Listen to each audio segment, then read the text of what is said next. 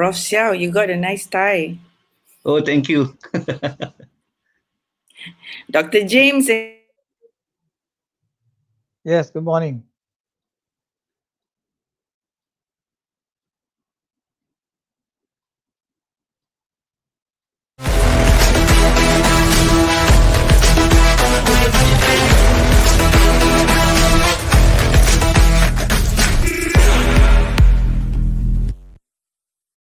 Ladies and gentlemen, welcome to AeU Webinar Series 2021.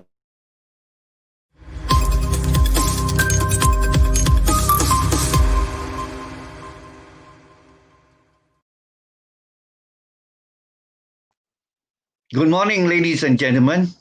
Welcome to Asia University for Webinar Series 2021 with the theme Unperturbed, but we mutated stronger. Today we have the first webinar entitled Stay Positive in the New Normal. The fatal adversary known as COVID-19 has infected millions of people around the world somewhere in March, and specifically in Malaysia was on 16 March 2020. Until the vaccine is made available, health scientists suggest social distancing, washing hands frequently with soaps, applying hand sanitizer, avoiding handshakes, observing coughing and sneezing etiquettes, and putting on face masks to prevent the spread. But the biggest challenge was when the government imposed the Movement Control Order, MCO, Conditional Control Order, and Recovery Control Order to break the chain of the virus in supporting the flattening the curve. And many of us were caught unprepared physically and mentally. While we are facing hardship and fear of unknown, it is important to focus on positivity, growth, resiliency, so the main purpose of this webinar forum today is to seek advices from the experts on how can we prepare ourselves to be emotionally prepared and strong during the new normal. As parents, how to reduce performance anxiety among our school-going children who have missed classes or classes to be taken online or in person.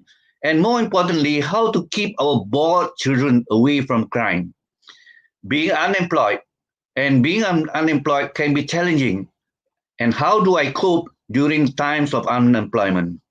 We are fortunate today to have a panel of experts to share their experiences and advices on how to stay positive in the new normal, either as employer, employee, or parents, or an individual. The order of presentation is based on the sequence of topics to be discussed. Let me introduce to you the speakers for today. Is Ms. Johana, Dato Johari. She's a counseling psychologist with more than 2 decades of work experience in providing mental and behavioral health counseling. She initiated mental health checkup service in Malaysia during COVID-19 pandemic to help the general public cope with challenges of working from home. In 2014, she volunteered a total of 150 hours for both MH370 and MH317 missions, providing psychological support to both mass caregivers as well as next of kin to passengers and crew members.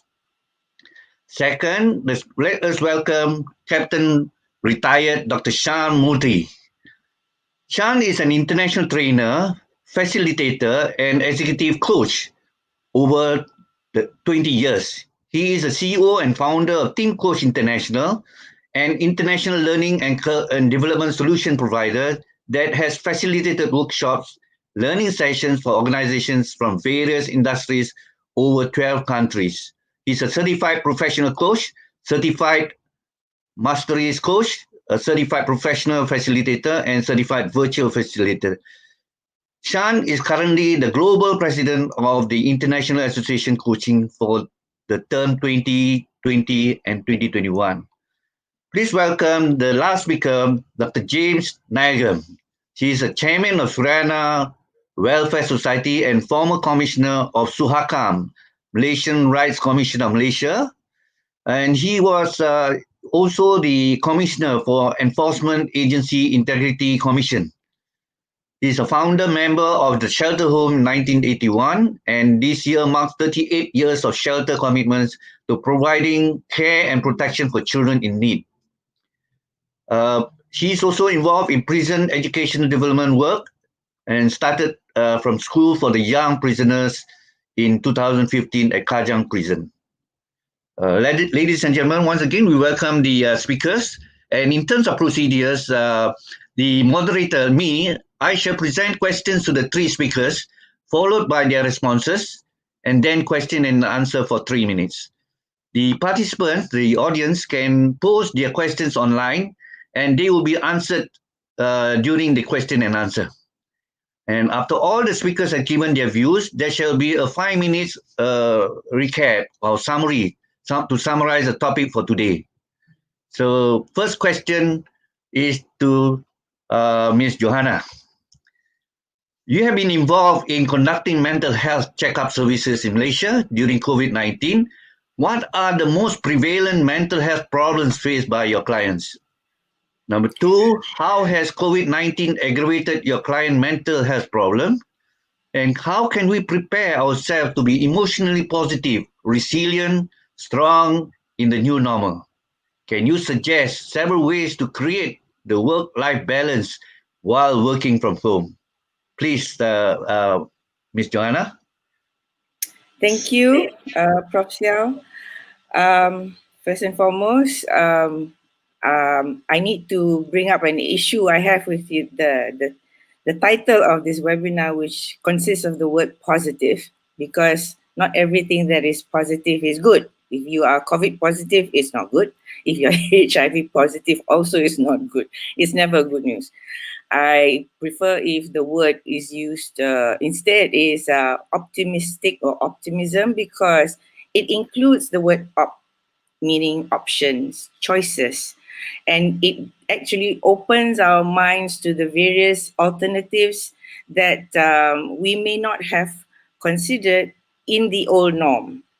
So the old norm may have to be considered like a legend now. It doesn't exist anymore. It's something that is the new norm is something that is we have to embrace. And talking about survival of the fittest is always about those who are able to adjust and adapt according to their new circumstances, whatever life throws at them. So the most prevalent mental health problem faced by my clients during this pandemic is how let me put it this way. Mental health, stated by WHO, says that 1 in 4 suffers from depression and anxiety. So that is without COVID. With COVID, it has become a lot more exaggerated. It's in fact, it's more magnified. Simply because there's the restriction of movement, and there's very little that they can do in order for them to be better. Better at is basically like if they are motivated to get out of bed because they can't go out anywhere. So when it comes to dealing with depression and anxiety, which is like as common as the common cold, during the COVID, the anxiety makes the depression a lot more worse, because the depression can't be done. There's nothing that they can do about it. And so the anxiety, which used to be just around their very immediate circle, becomes something that is bigger. Some have even developed paranoia, and because of all the news that they are getting from social media, and not all the news is actually correct and true, it's easy for them to believe. Like they say, when you are hungry, you will take and eat anything. So when you're hungry for information, you just believe anything. And when it is false news, it makes the anxiety worse. I cannot emphasize that more. And because of working from home, they cannot compartmentalize their lives. They are trying to do work via Zoom, and there is such a thing as Zoom fatigue now. And because it's a new disorder, there has yet to be a way for us to help our clients deal with this new disorder. So what I have suggested to many of my clients is basically, number one, to improve their quality of sleep. I've noticed that a lot of them have sleep disorder, very severe sleep disorder. It's not that they cannot sleep, but they sleep with very little hours, less than 7 hours of sleep, and they're sleeping at all the wrong times, because some of them are working with global or multinational companies where their working hours is an international working hours, it's not local. So when people are working, they are sleeping, and when we are asleep, they are working. So and when it comes to my female clients who are also wife and mothers, they have difficulty juggling with having 3 kids who need their attention because they are at home. There's no one to help them with the children, and therefore they have backlogs with regards to their workload. And their husband, who's so used to having their wives take care of their children, or someone else to take care of the children, are not capable of helping the wife with the workload of taking care of the children. So that is also another problem that's making the women, the ladies who are wives and mothers, they are crumbling under the stress of working from home. Okay, so in order for us to actually cope better, we need to wake up from sleep and feel rested. And plenty of my clients are telling me that despite them sleeping 6 hours or 7 hours, some of them are even sleeping 4 hours a day, a night for over years, okay? And they suffer from depression, they suffer from anxiety.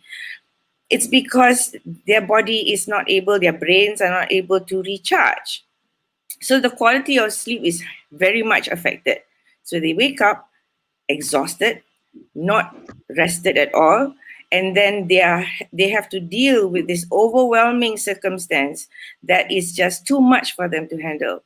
So they break down. They actually have burnt out a lot faster than when they are working in an office that, you know, they're able to compartmentalize between home and workplace. So what I do with through the mental health checkup is I check their vitals. Their vitals meaning their sleep. How many hours of sleep do you get per night? And is it easy for you to fall asleep? Because people who have difficulty falling asleep definitely have anxiety. When you sleep, do you have dreams? Because dreams are created by our brains to keep us asleep for as long as our body needs to be recharged. And when you wake up, do you feel rested? And if they don't feel rested, it means that they did not have good quality sleep. So how do I help them overcome that? Is by giving them something that is food for the brain, like magnesium supplements, or even like a simple thing such as pure honey mixing with a pinch of pink Himalayan salt. That's pure magnesium. Swipe it under your tongue and you sleep like a baby. You wake up rested. And when you wake up rested, you will wake up feeling to the world. Your attitude towards the world is like, bring it on. I can take whatever that you throw at me. But when you wake up like sleep deprived and you're really tired and exhausted, pretty much by lunchtime you're burnt out. Okay, so I suggest that in order for us to prepare ourselves emotionally, in order for us to build resilience, first and foremost, we have to take care of our physiology, the way we sleep, the way we eat. Plenty of my clients also skip meals, and they tend to skip dinner, or they skip breakfast. But when you skip dinner, you will have disturbed sleep. Okay? So I cannot say how important sleep is to our mental well-being.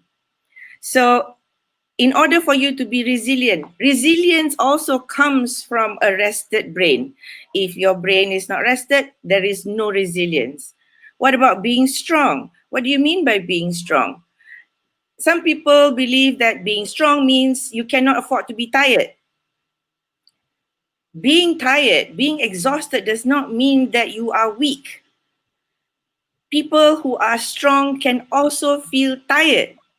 Okay, so avoid using these words that actually compound you and also make you feel all the more pressured to live up to what you believe you should be, your expectations of yourself.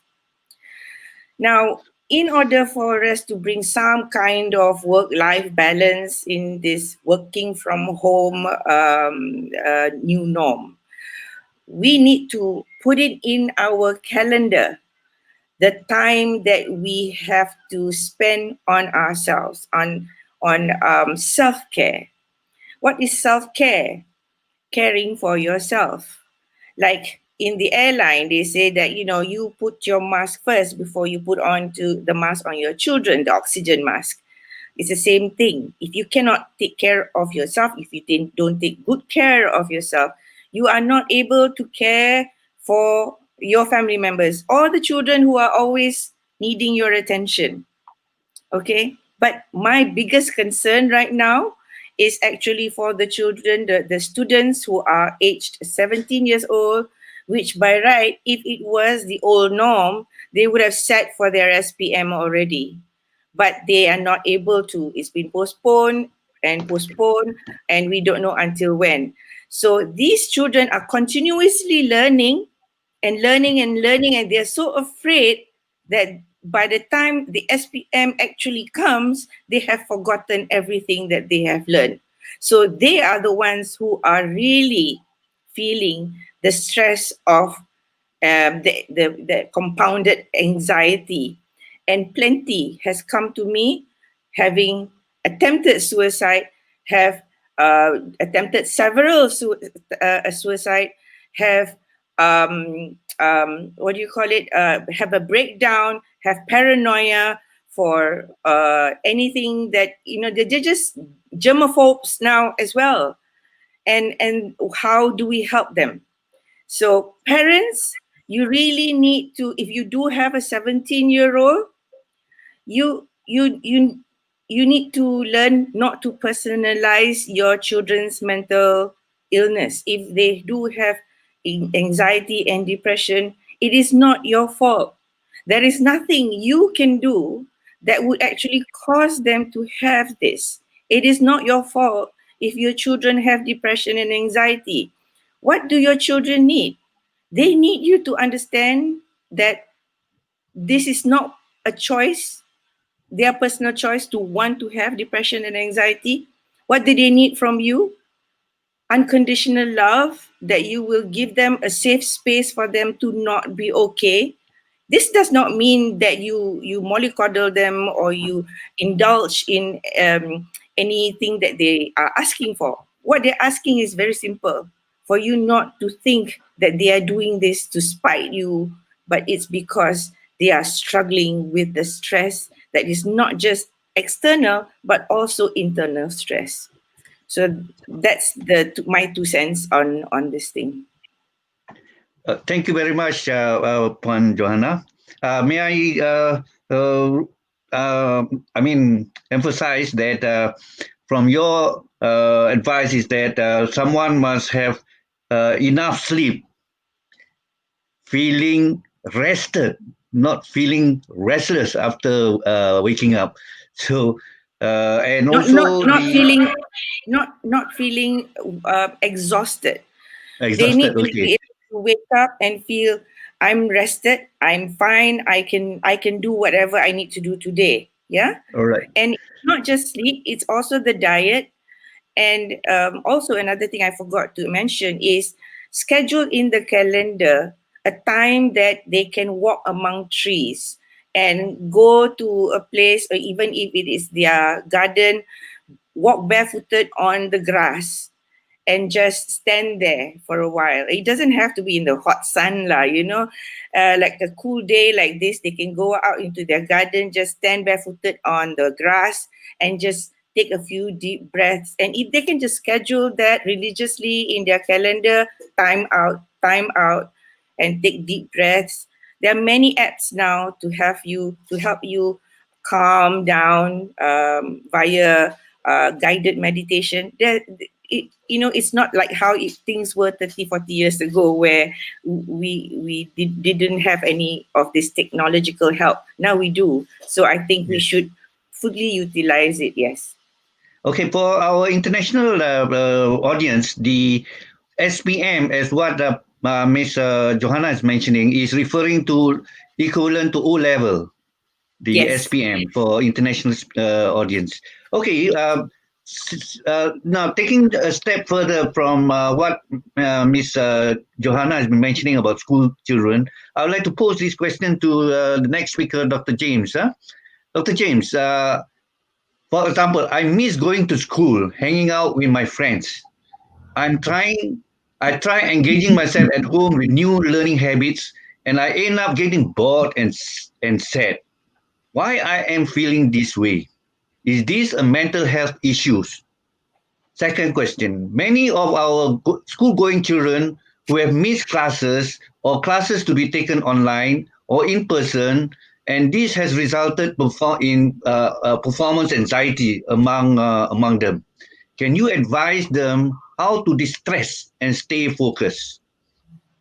Now, the next question, while the Malaysian crime index has reported drop during COVID pandemic, cyber crimes remain rampant, with cyber criminals taking advantage of new technologies and remote working platform enforced during this pandemic.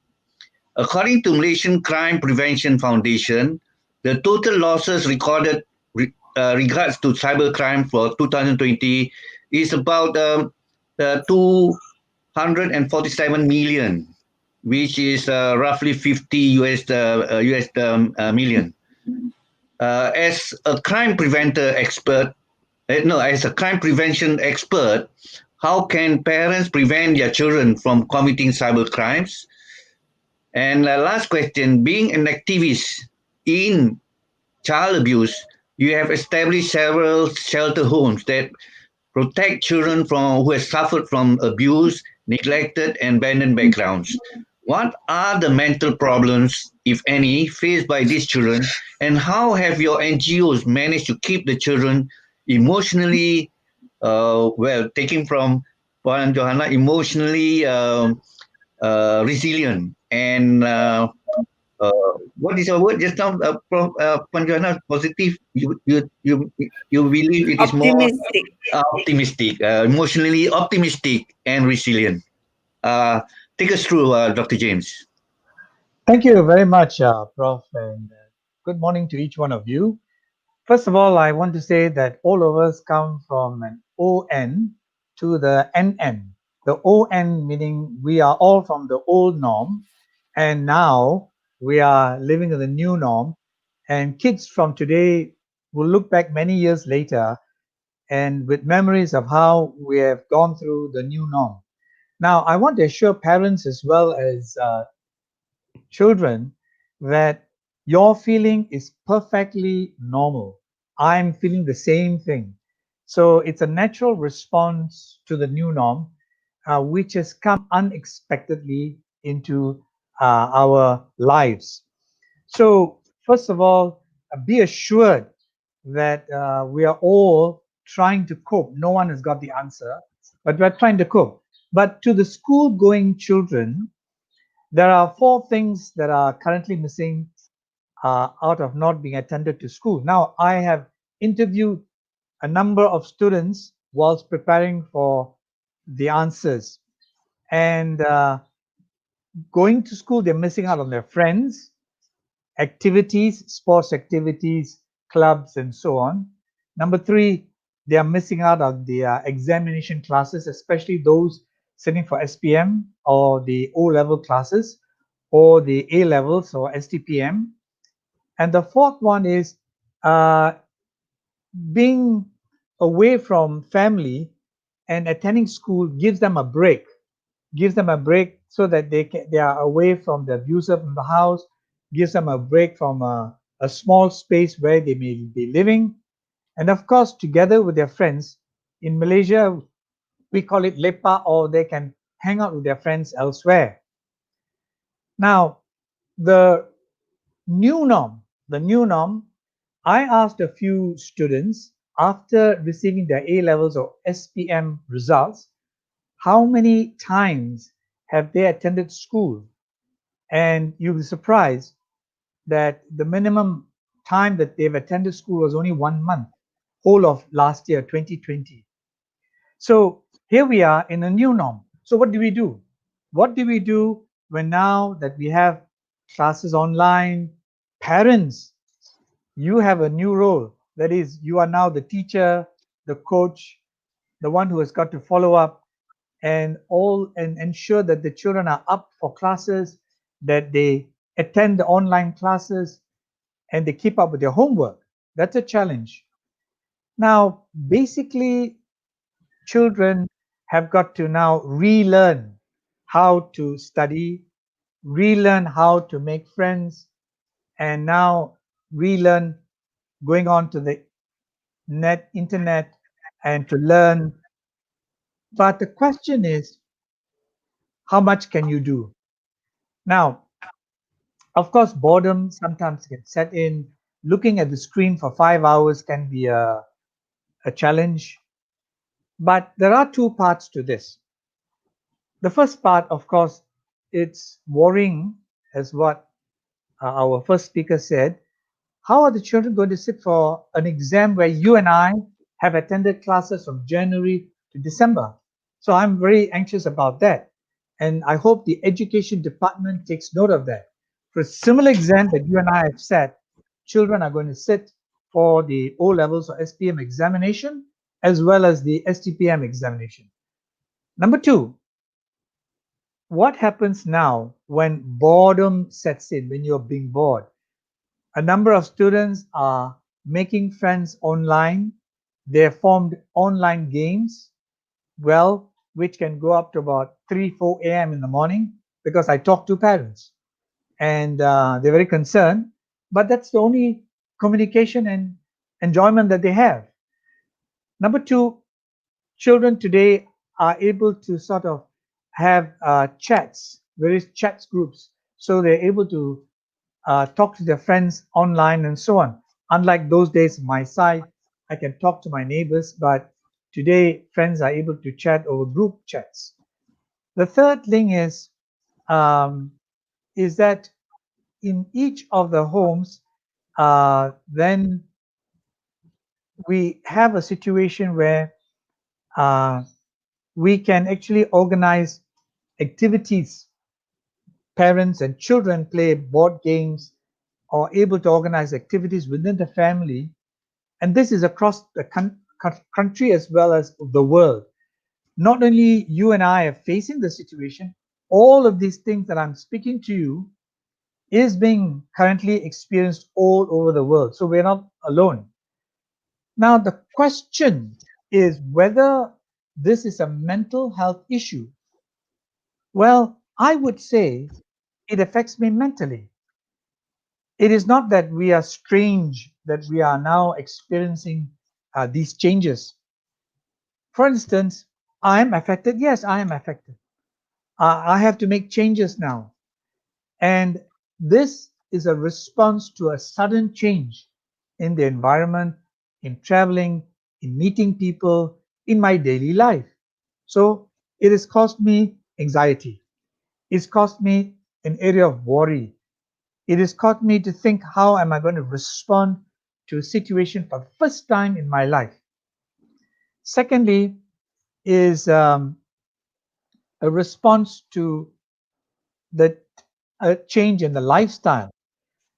change in the way I'm going to deal with my home situation, change in the way you and I will study.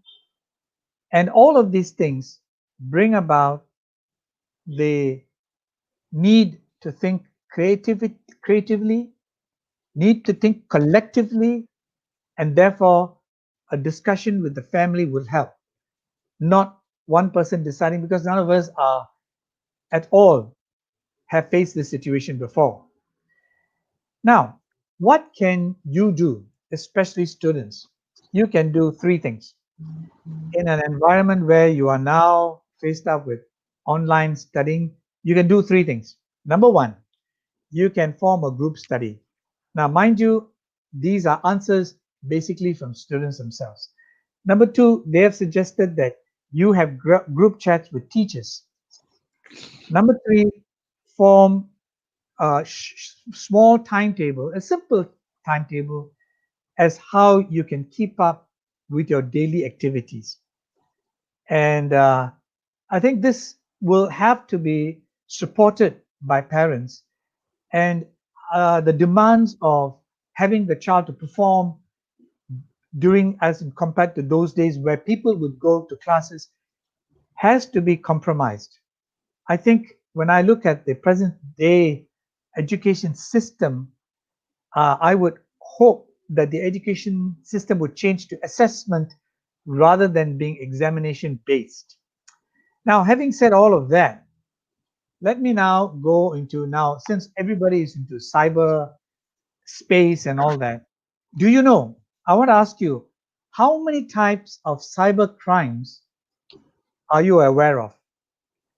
And this, today, the internet is a very powerful tool. And let me say this, that I've identified at least 8 forms of cybercrime. And you may add some on. Number one, and a lot of people have fallen prey to scams, lots of money lost, as now, just now, Prof. Siow has said, around 200 over 1,000 ringgit. In fact, more, millions have been lost. Millions. 247 million. 247 million. Uh, And friends of mine have lost lots of money as well. Number two, cyberbullying. And cyberbullying has caused a number of children to commit suicide because it is 24 hours, it goes round the clock, it's never ending, and lots of children currently are victims of cyberbullying. Thirdly, cyber grooming, where they get into the rooms, get into the living rooms, and they work on young children. Then you have pedophiles, where men from other countries are working on your children, especially the girls, and getting them into friendship, unhealthy relationships. Then you have what you call phishing, which is using fake emails, getting your personal details, and of course, the sixth one is misusing your personal information. The seventh one, which is quite common, is spreading hate and inciting violence. And the eighth one is distributing child pornography. And these are current, and these are very effective. In fact, it is causing the whole world, and especially in Malaysia, for us to be aware of how we are able to counter this. Now, there are 6 ways that we may counter, and especially parents, you need to take note. Number one, you need to educate your children. Number two, create awareness. Educating and creating awareness would mean people being conscious. Now, when parents especially, when they come to see me, they come to see me when it's way advanced and the child is damaged. And so we have to do damage control. But I would encourage parents to take note of what is going around in the world today and how the cyberspace influence your children, the thought pattern, branding, the commercial use of the internet. And so you need to create an environment in the house where you're able to discuss with the children all these unhealthy influence that comes through the cyberspace. Number two, Have an open discussion. No, don't react when a child says something. Be able to understand where the child is coming from, the new norm, and be able to discuss mutually with the child. Number three, please practice openness. And especially in a environment, we are thinking that if a child is quiet in a room with the laptop or the computer, it's safe. But that's not it.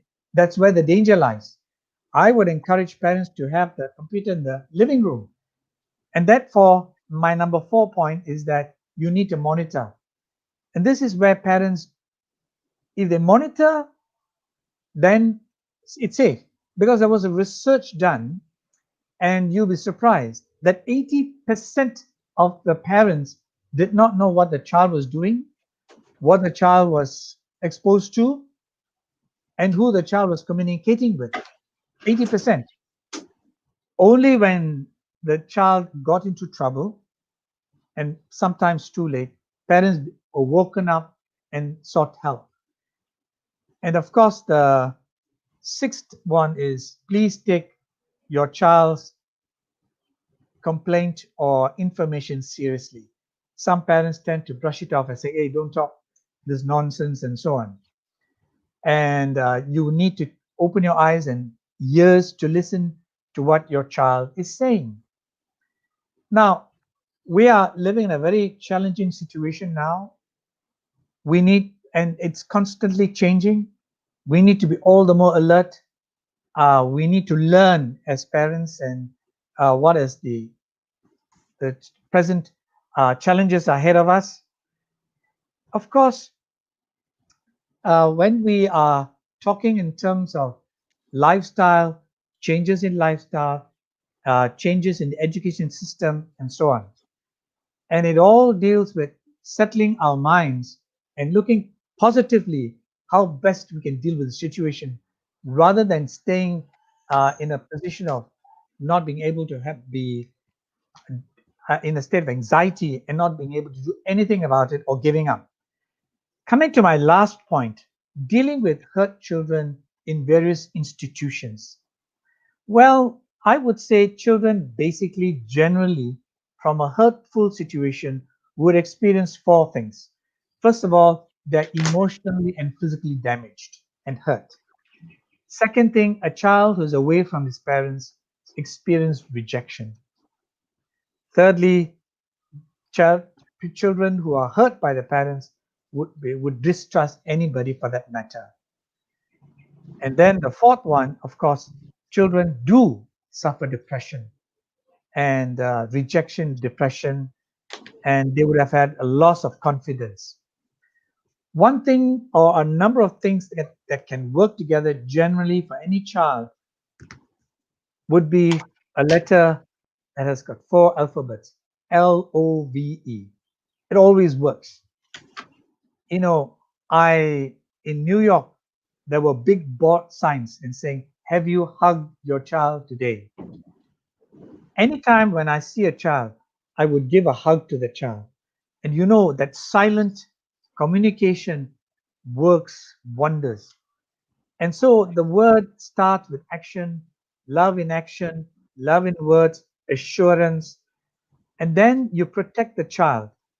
And any parent, the first priority of you is to protect the child. Of course, we seek counselors and counseling that helps a lot. And telling the child, this is not your fault. It's not your fault that you were born. And therefore, assuring them that there is hope, that we are going to journey with them, that here we are here for them, and build that relationship. You see, building relationship is all that we need to do now, whether the new norm or the old norm. And I would encourage in closing to say to all, build relationships. This is an opportunity that is open to us to build that relationship now, than to abandon it, than to be away from it. So, using the new norm, stay positive, optimistic, try new things, and I wish all of us the best for the future. Thank you very much. Thank you very much, Dr. James. And well, if I can summarize, your opinion seems to concur with Puan Johana to have that is the family support is utterly important in dealing COVID pandemic and this. And you have also include the word love.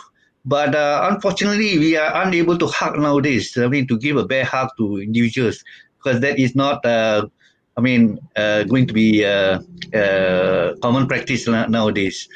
So maybe there's some other ways to alternative ways to hug a person during this COVID-19. Okay, let's move on to we have questions, and I think this question posed by Peggy, Miss Peggy, will be. I shall reserve it last.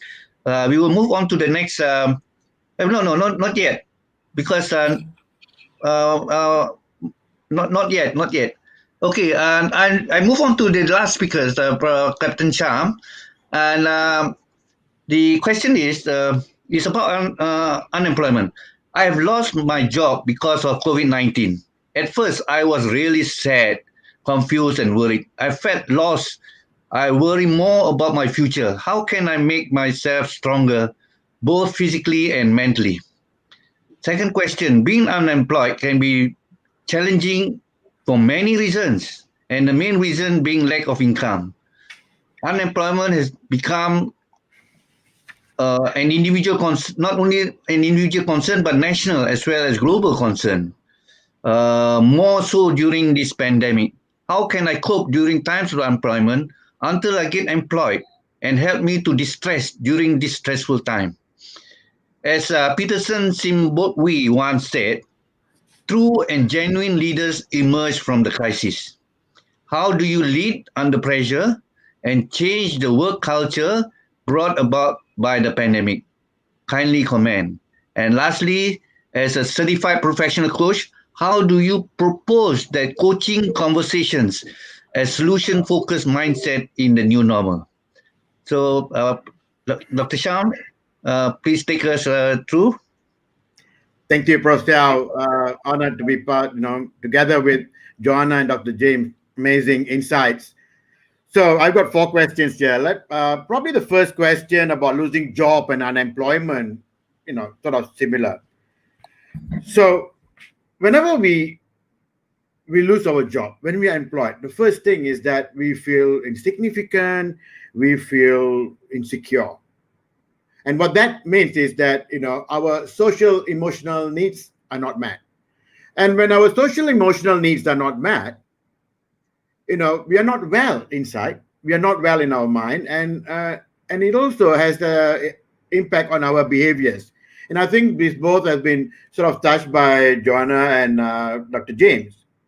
Now, whenever we go through this kind of changes, losing a job, or even being promoted sometimes, or being unemployed, there's a process, a simple process that I tell myself and with my friends, we share this.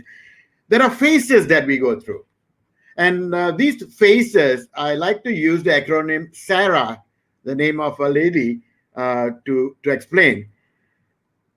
As in Sarah, I'm in shock. Why me? What's wrong with me?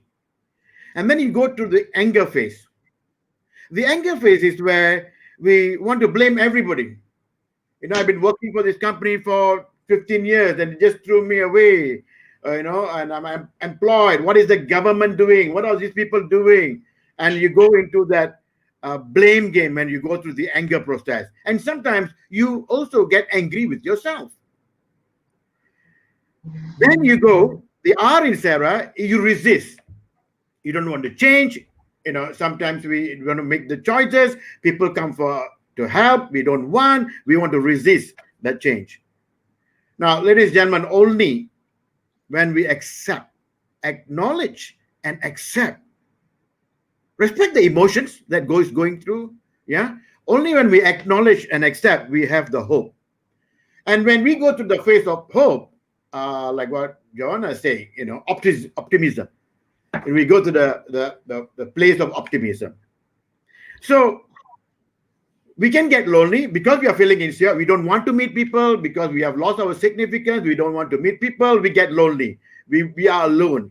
Now that can lead to depression and all that, and that's where you need to go and meet people like Johana, right? Counselors or psychologists or therapists. So don't take social distancing very literally. I think it's more of physical, do the physical distancing, but be active in the social aspect, where we meet people, where we need to start talking to people. Again, accepting that this is the reality, right? This is the reality, and look, this is it. What can I do? So move out from that. Respect that the problem is there, but move out from that. And this is where during the crisis, in fact, last year, the demand for counselors, the demand for coaching was increasing. People need to talk. Even you lend your ears, you might not give them solution. You might not give them ideas. Even lending ears to one another actually relieves some of the burden. Because when we talk, we think, and it's also a therapeutical experience when you have conversation. Now, in employment, and unemployed, we got to understand that I think Dr. James mentioned this, and one of the Johana, Miss Johana. With Johana, she mentioned that we talked about unlearning, learning, and relearning. That's what Alvin Toffler was talking about. So we need to understand that. Look, the always are not going to be helpful, right? And I remember, prior to this, we were having a conversation, and when Ms. Johana was talking about, if an engineer says that, I don't have an engineering job, so I'm unemployed. But there are a lot of other things that you can do. I know a lot of my friends and my participants and all that have changed what they want to do.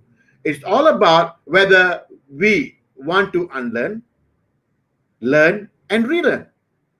And asking for help is not a sign of weakness. Asking for help shows that, basically shows that you're courageous. Yeah, you're courageous and you are seeking. So don't think that asking for help is something that is showing off your weaknesses. Yeah. So in unemployment, during the unemployment period, we need to reskill ourselves. The government has got so many projects, and institutions like AeU University itself, they got micro-credentialing course. And I know some of my friends have registered with AeU to upgrade themselves, to upskill themselves, to face new challenges, to move into new market, new places. Yeah. And networking is also very, very important during this phase. And I know that we have got a lot of community of practice. Participate. Always, believe, for me, I am not alone facing this. Every one of us are facing this, right? So let's move to the, I think the third question. How do we lead under pressure? Leaders, number one, including me with my team, number one, I got to accept the fact that I don't know. You might have led teams during different crises, financial crisis, flooding, all the different kind of crises. We would have experienced it. But COVID-19, has anyone experienced COVID-19 before? I don't think so. So it's a new experience. And one of the key traits of leaders is humility. Accept the fact that I don't know. And I think you gain more credibility, trust, and respect from the team that you lead. That when you say that, hey guys, I don't know, let's get together. And this is where being an inclusive leader, practicing your coaching as a leader, or be a facilitative leader, where you encourage conversations. And during crisis, number one, we need to be transparent. We need to be open. Yeah, we need to be open and transparent in our communication with our team. And creating this culture of how to overcome challenges and obstacles during crisis is not during the crisis. Sometimes it's already built, especially the trust and respect is already built during normal times. So when we go to a crisis, we don't have to worry about trust and respect. The team trust itself. We know the way we work, and we create and develop the culture even before any crisis. I mean, like, from the place that I come from, being a former military officer, we always say, what do we do during peacetime? During peacetime, we train. We train and train. And I'm very proud, my former regiment, 91 Construction Regiment, within hours, they built the bridge. They completed the bridge yesterday in Rao. And what were they doing when there was no rain or no flood? They were practicing. Yeah. So same thing in corporate, in small teams, small businesses. We need to, as leaders, we need to be inclusive. It's okay to say, I don't know. Have the courage to say that, and then be inclusive with your team members to harvest the wisdom from the team. Sometimes, whether they are old or young team members, they probably know the pulse on the ground to help us, and we can collectively make decisions. And the fourth one is about, as a performance coach, and solution-focused mindset. Now, this solution-focused mindset comes from positive psychology, and the International Association of Coaching, where I come from, defines coaching as a transformative process for personal and professional awareness, discovery, and growth. When we talk about awareness, we're talking about, okay, what is the reality? Accept the reality. Don't continuously focus on problems. And one of our family therapists, Steve Desajah, he said that problem talks create problems. Solution talk creates solutions. Ask ourselves, how many times in our meetings, what percentage of time in meetings we focus on problems? And then we want to get everybody to be creative in coming up with new solutions. No, it won't happen, because people are talking about problems, people are tired, and it sort of sucks off the creative energy from you. So yes, I'm not saying that we run away from problems. Respect the problem, accept the reality, move on. And this is something that we need to continuously create in our organization, the right culture. And what is solution-focused mindset? I'll give you a simple example. For example, if you're asking our staff or our teammate, why are you late? And for me, it's, why do you want to know why is he late? What do you actually want? I want him to come to work early. Okay, then just rephrase your question. What can you do to come to work early? So looking at what you want rather than focusing on what you don't want. And there are some differences as well. Focus on the future. Don't focus on the past. Focus on what is working. Don't continuously focus on what is not working. Focus on possibilities, not on the obstacles. Focus on progress, not on the failure. We learn from failures, but we focus on progress. Focus on what to do, and not trying to continuously to define the problem. Not all cases we need to know the problem. In all our experiences and me coaching, sometimes the executives, they talk about the problem, we respect that, and we move on to more solution. And just before I close this, we got time and we got questions. I just want to share with you a simple story, a true story. This happened in a country not far away, because it's now currently flooding season. In this particular village, their source of income is rearing chicken. But every time flood comes in, the chicken coop is submerged underwater, all the chicken dies, and they're continuously focusing on how to build the chicken coop higher and higher and higher.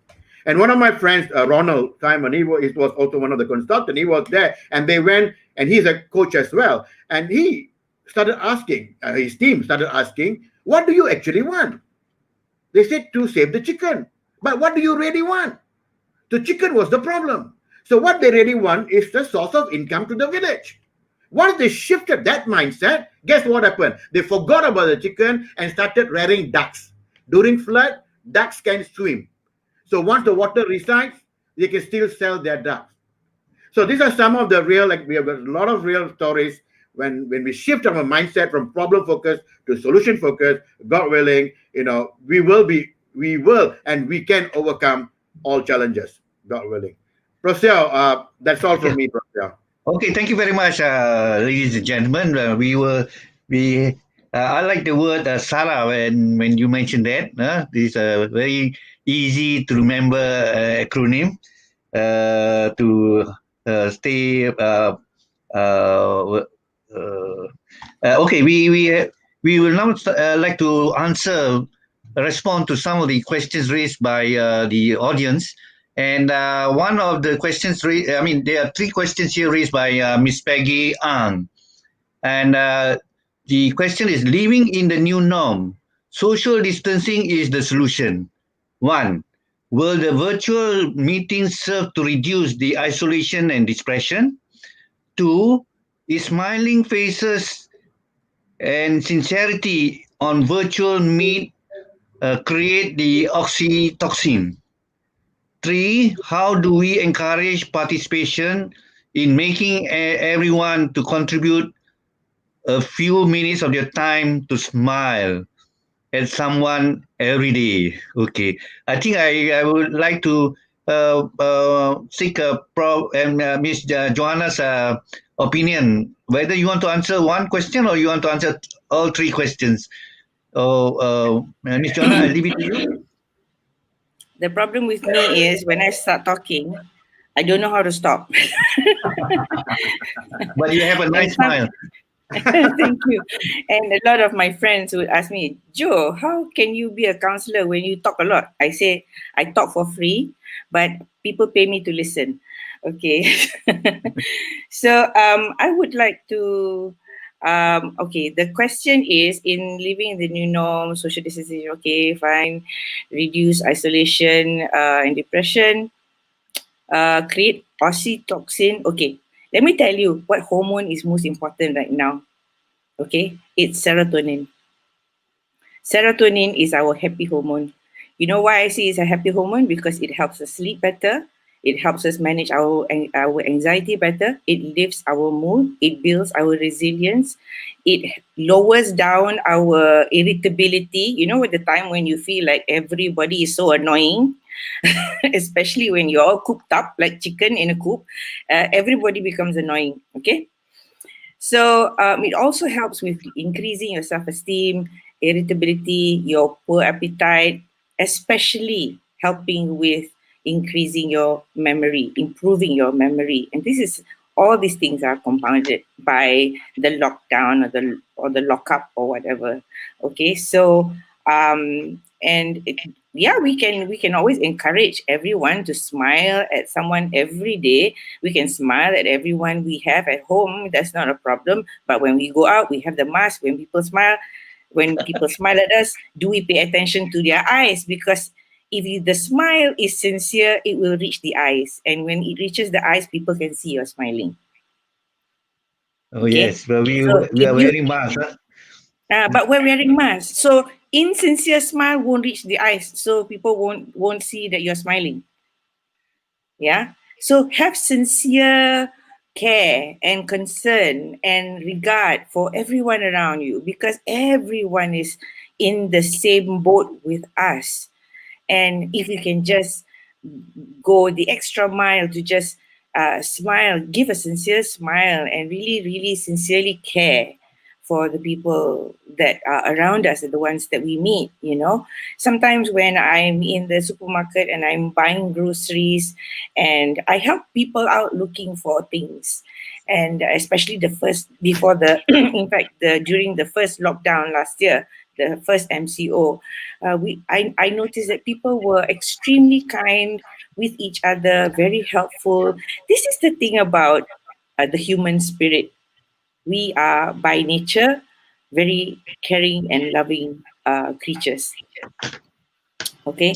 Now, I do want to talk a bit about what Dr. James Nayagam mentioned just now about the anxiety that's felt by the students and everyone. In fact, the anxiety, actually there is something that we can do to decrease that anxiety. And usually the reason the anxiety exists is because we are either thinking about the past, about what we should have done, we could have done, or the regrets and guilt, or we are thinking about the future, about what the things that we have to do. And there is hardly anyone who is practicing mindfulness, meaning being aware in the here and now.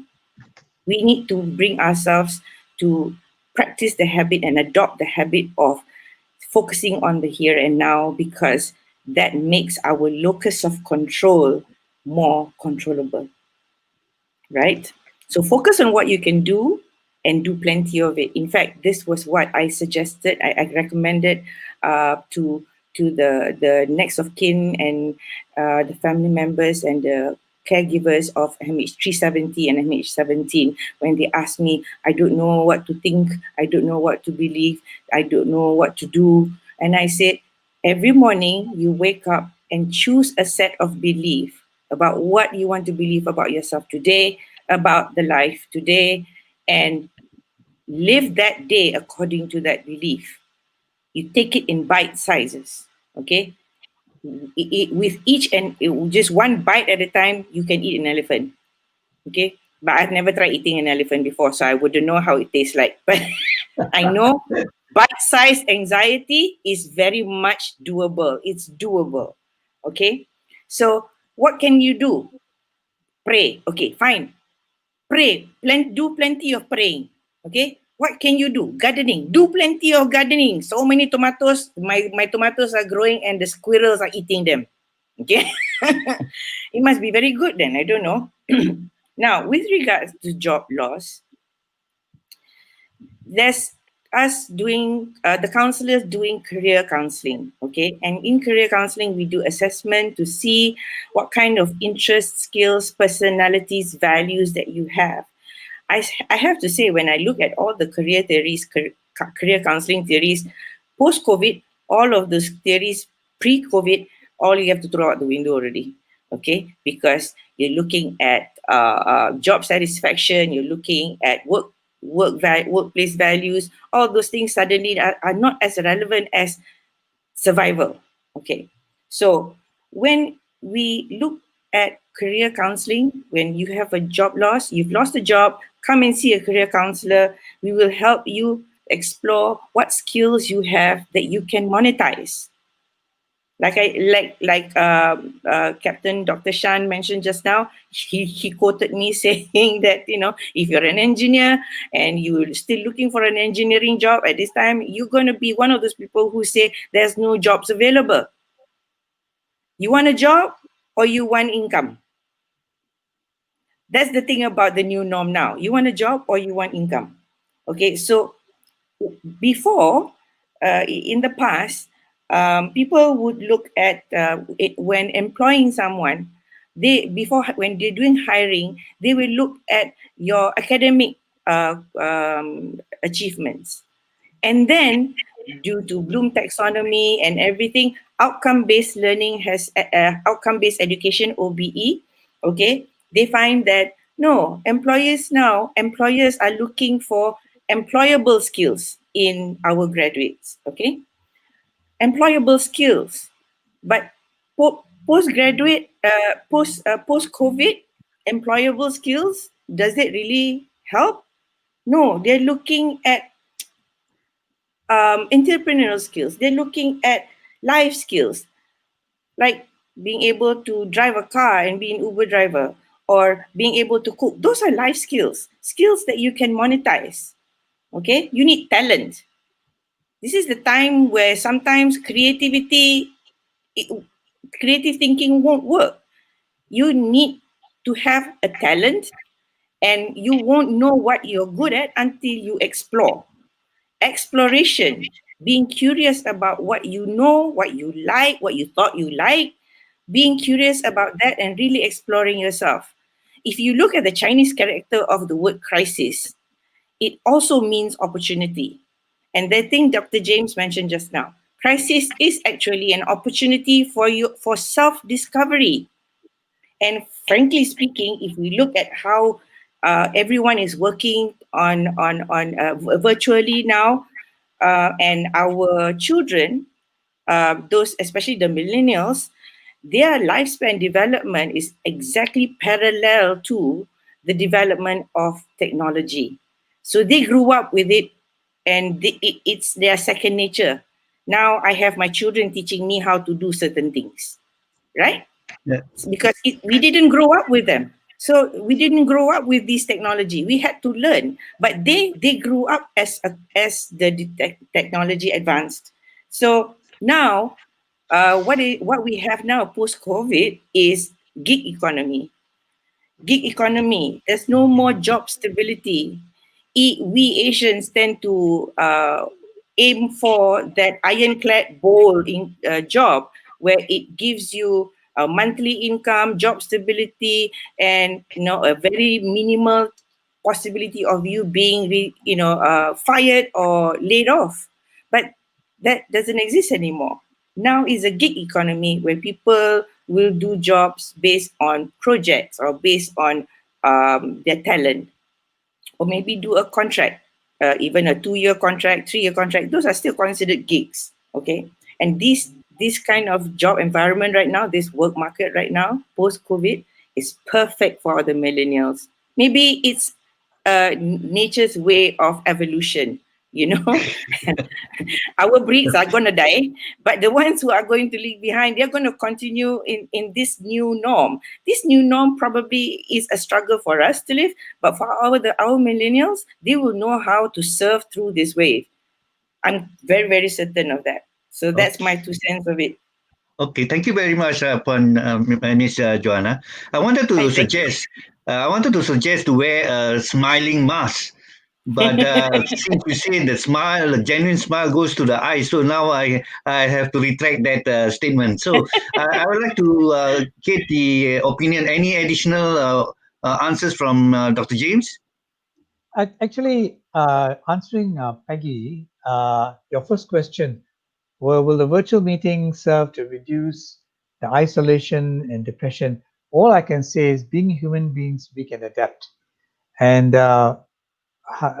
going into this, after 10 months later, I think we are learning and already are adapting to the situation. And we have to learn to cope.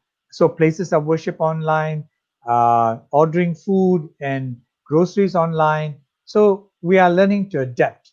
So likewise, our new forms of having interaction and things like that, we will learn to adapt as human beings in a new norm, new environment. Thank you. Thank you, Prof. Dr. Sham. Please unmute, Dr. Sham. Sorry. Yeah, it's about encouraging participation to do anything, right?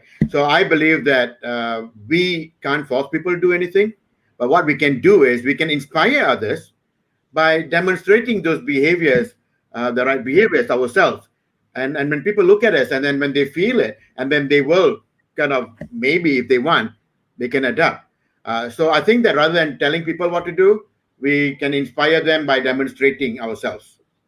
Thank you. Well, Dr. Shah, me, Captain, I have a daughter by the name of Sarah. You mentioned SA, and then you went to visit. What is the A and H? Oh, A, accept. Once you accept, then you got hope. Okay, hope. All right. Okay. Well, taking on from Ms. Johana's or the question raised on the smiling faces sincerity, virtual meets create. Sorry, I can't see the other one. Isolation and depression. So I think if taking from Ms. Johana's saying that wearing masks will now be unable to show your smile, but on virtual conferencing like this, you can see without the mask, we can see us smiling. So I think your question is quite obvious here that virtual meeting can reduce the isolation and depression, inclusive of smiling and so on, because we don't need to wear the mask now. Okay, the other questions I think dealing is from Mr. Safas Masih. Mr. Safas, if I'm not mistaken, he is currently practicing nurse in Pakistan, I think, and he asked, what are advice for students regarding clinical and practical in COVID-19? So this is a question is quite similar to those students who need to go to the laboratory and so on. So I think anyone who can suggest the response for this? Well, I have actually discussed this with a few lecturers, and this is one that is yet to be overcome. I'm not saying that anyone has got the answers. There are certain laboratory, especially science students and students who are doing some form of vocational training, where you actually need clinical or practical sessions. Up to date in Malaysia, we have not actually been able to answer this. I'm hoping somewhere along the line we are able to do that. But because I deal with students, so far last year, students have not been able to attend practical sessions. May I add? Yeah. Among counseling students, because I was a lecturer at a university, so I was teaching masters in counseling, and when they hit the internship phase, they had difficulty having face-to-face sessions as well. But fortunately enough, we have worked with Lembaga Counsellor, and Lembaga Counsellor has somehow rather accepted a certain percentage for online counselling as equal to face-to-face. So they can do some hours via online. But when it comes to, say, for example, medical students or those who need to go to the labs, I often like to watch TV programs that are very medical in nature, like, for example, Grey's Anatomy and Chicago Med. And what I notice is that they have a room or a chamber, like before they go into the lab and before they leave the lab, there is one chamber that they go in and out, and there is a shower of air that they do. And I'm wondering whether that technology is something that is real. I believe it is real, because otherwise, they'll be mocked for doing something like sci-fi instead of something that is almost near to real. So maybe we need to look into that kind of technology, whether that is possible for us to install prior to the entrance to the lab. And so each student who goes in and out of the lab would have to go through that chamber that has that air shower or something like that, or disinfectants or something like that, or sanitize it or whatever. So that is another way. But again, possibly using PPE would be a good idea as well, but whether that would be good enough, as we know that the COVID virus has evolved and mutated. We have mutated stronger in my team here. Okay. So, okay, let's take the last questions, ladies and gentlemen. The last question is from Sibani. With the question, with the current situation of online education, is there solution for digital divide to avoid poor children's loss of education? Well, since this question is dealing with education, and the person involved in education in this panel is Dr. James. So, Yeah, do you want to? Well, if you are talking in terms of poor children and loss of education, yes, there is children who are left out. I deal with these children, especially in the low-cost housing areas, flats and so on, who are deprived of laptops and online. The only way that they can have access is homework being sent by WhatsApp, and that doesn't help. So a large number of children are being deprived. And the only way that we can actually overcome this is consciously providing laptops and what you call it, internet services for them to be able to cope. But until such time, over the period of last year, as well as the Ministry of Education has noticed and taken note, that quite a number of children, especially in a family of five, uh, there are limited access to education and online as compared to private schools. Yes, any other suggestions from the panel, please? The question is, with the current situation of online education, is there solutions for digital divide to avoid poor children's loss of education? I may have a suggestion, but I don't know whether it's a viable one, given that all big industries are all affected by the COVID. But I believe, if I'm not mistaken, the industries that involve production and manufacturing of laptops and tablets are thriving, because the rich or the well-to-do or the ones who can afford would be able to buy their products, and maybe they would be able to channel their CSR funding via, providing these gadgets to those who, to those children who have suffered by because of the digital divide. And I think this is doable. This is very doable if everyone isn't thinking about their own pocket only.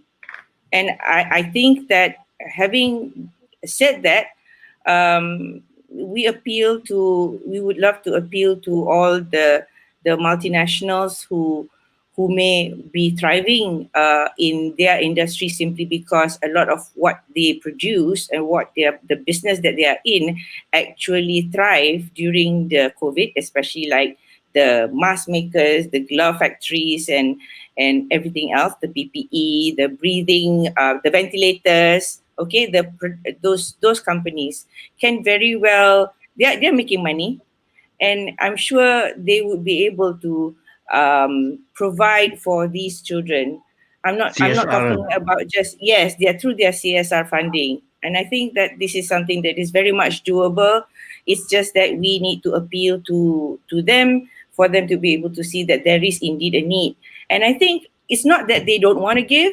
Maybe they don't know who to give it to. So maybe Dr. James is a good source of information for them to be able to know which are the schools, which are the areas that are really affected and have these poor children, and how much is needed.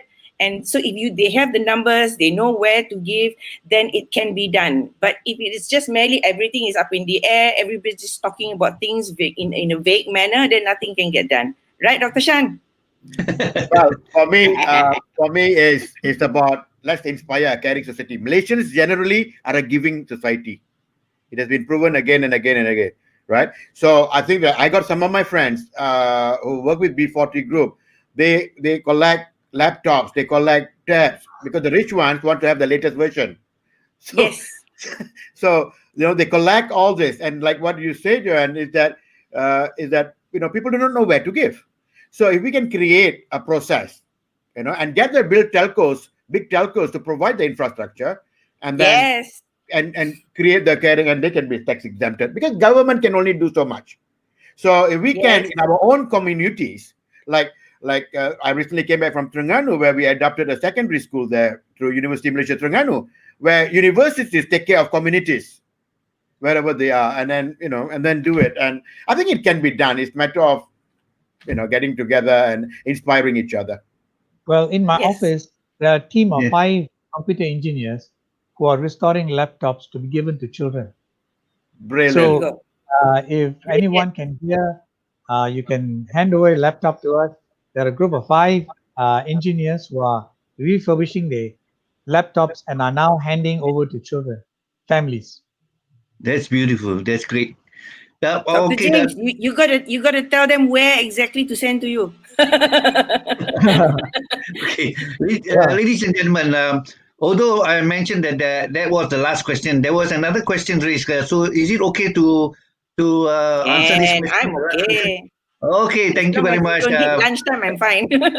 This is from Idham. Question: what are advice for foreign students from Indonesia to avoid to come to Malaysia? I think Nah. the answer from me first is that we by having online we are able to provide education without having to come to the campus. So that is my obvious answer from AeU University. So I leave it to Dr. Shan. Do you want to answer this? Well, I think it's obvious because online university, Asia University has started this long time ago. And I think, yeah, get registered and then do your courses. And I think a lot of universities are doing, you know, dual format and things like that. So learning is becoming very, very, very different, and it becoming very easy as well. So I think that one, not a problem. I think go and register with AeU. I think the gentleman probably is perhaps coming from the previous situation where students from China and all other countries have been coming. But as I earlier, prior to the session here, we were discussing AeU has always been online. And the present situation just flows with AEU's plan. So only thing now is colleges and universities who were caught with the old norm have to adapt to the new norm. So I would say that the new norm, avoid traveling and go online and continue with AEU. Thank you very much Yeah. for the promotion. Okay, Miss Johana, you started first, so I think you shall also conclude this session here, and I've given the privilege to conclude that. Any advice from you, Prof. Upon Johana? Advice on what? I have to be specific, I have to ask.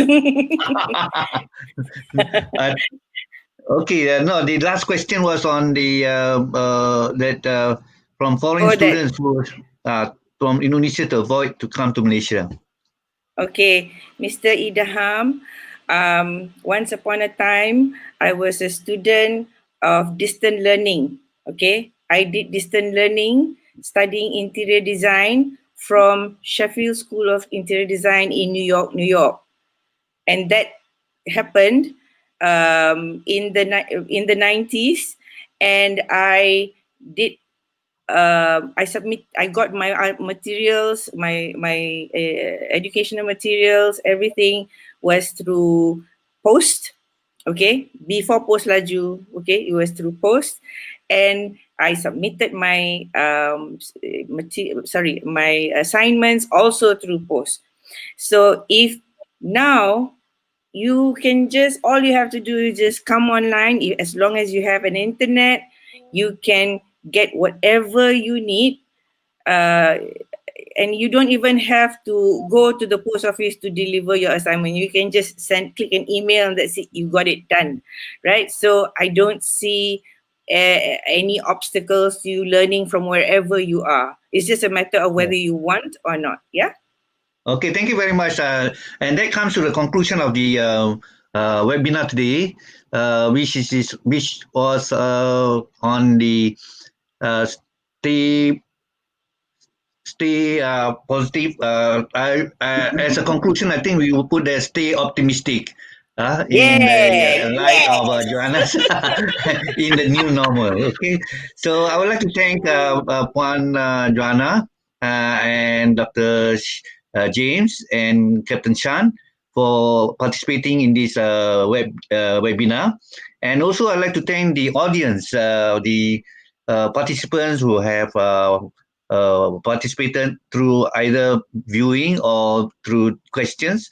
And lastly, I'd like to thank my technical teams for having this webinar without any glitches. So once again, ladies and gentlemen, please stay tuned with the other webinars that we are going to have in February.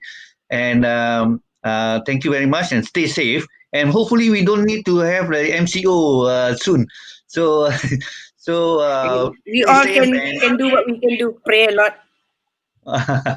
yeah. Okay. Thank you, ladies and gentlemen, and stay Thank you safe. very much. Yeah. Stay optimistic. Yes. Yes. Yep.